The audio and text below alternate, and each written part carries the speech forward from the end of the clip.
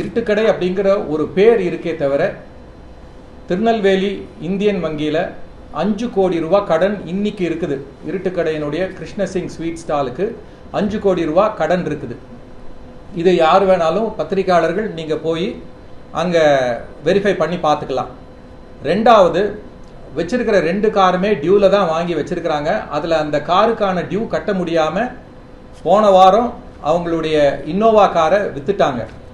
இது எப்படி எனக்கு தகவல் தெரிய வந்ததுன்னா, என்னுடைய ஒரு ஐ சர்ஜரி நான் திருநெல்வேலியில் தான் பண்ணிக்கிட்டேன் அரவிந்தில். அப்போ அவங்க வீட்டில் இருந்து தான் பார்த்துக்கிறப்போ இந்த கடன்காரங்கெல்லாம் அங்கே வந்து கேட்குறாங்க, ஒரு பிரச்சனை ஆகுது, இதெல்லாம் என்னங்கிறப்ப தான் இந்த ஒவ்வொரு விவரமும் வந்து நமக்கு தெரிய வந்தது. இந்த பிரச்சனை இப்போது அந்த டாக்குமெண்ட் விஷயங்கள் எல்லாம் வந்து வெளியில் வந்து ப்ராப்ளம் ஆயிருமோங்கிறத ரீதியிலையும், என்னோட பையன் வந்து அந்த பையனே அந்த விவரங்கள் எல்லாம் என்னன்னு சொல்லுவான். அந்த பொண்ணுக்கு அன்டைம்லெல்லாம் கால் வருது, வெளியிலிருந்தெல்லாம் கால் வந்துட்டு இருக்கிறதுனால அந்த சண்டை அவங்களுக்குள்ளார பெருசாகுது. அந்த ப்ராப்ளம் வந்த உடனே தான் வந்து இவன் கூப்பிட்டு சொல்கிறான், இந்த மாதிரி இப்படியெல்லாம் பிரச்சனைகள் நடக்குது, என்னன்னு சொல்லுங்க உங்கள் பொண்ணுக்கு அப்படிங்கிறப்போ, அவள் தனியாக வளர்ந்த பொண்ணு, தனியாக ஃபிங்கிள் சைல்டு, அதனால் அவங்க ஃப்ரெண்ட்ஸ் எல்லாம் இருப்பாங்க, அவங்க அடிக்கடி ராத்திரியில் கூட பேசிக்குவாங்க, அதை ஒரு தப்பாக எடுத்துக்காதீங்க, கொஞ்ச நாள் போக போக சரியாயிரும்னு சொன்னாங்க. ஆனால் அது அதிகமாக தான் போயிட்டு இருந்தது. நான் அந்த கிளாஸுக்கு போயிட்டு வரேன், இந்த கிளாஸுக்கு போயிட்டு வரேன்னு சொல்லி 2 மணி நேரம் 3 மணி நேரம் போயிடுறாங்க.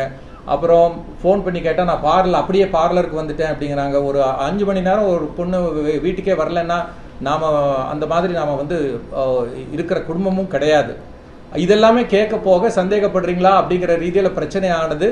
இன்னைக்கு அந்த அளவுக்கு பெருசாகி அவனுக்கு அஃபேர் இருக்கு அப்படிங்கிற மாதிரி அதை அந்த திருப்பி விட்டு, ஏன்னா என்னுடைய பையன் லண்டனில் படித்தவன், ஸ்காலர்ஷிப்பில், அவன் இஸ்ரோவில் வந்து ப்ராஜெக்ட் பண்ணவன், அவன் மெரிட்டில் அவன் காலேஜ் படிக்கிறப்போ 2 செமிஸ்டர் ஒட்டுக்கா எழுதி அந்த 6 மாதத்தை ஒரு செமிஸ்டர்னுடைய டைமை சேவ் பண்ணி அவன் மெரிட்டில் வந்து இஸ்ரோவில் ஜாயின் பண்ணான்.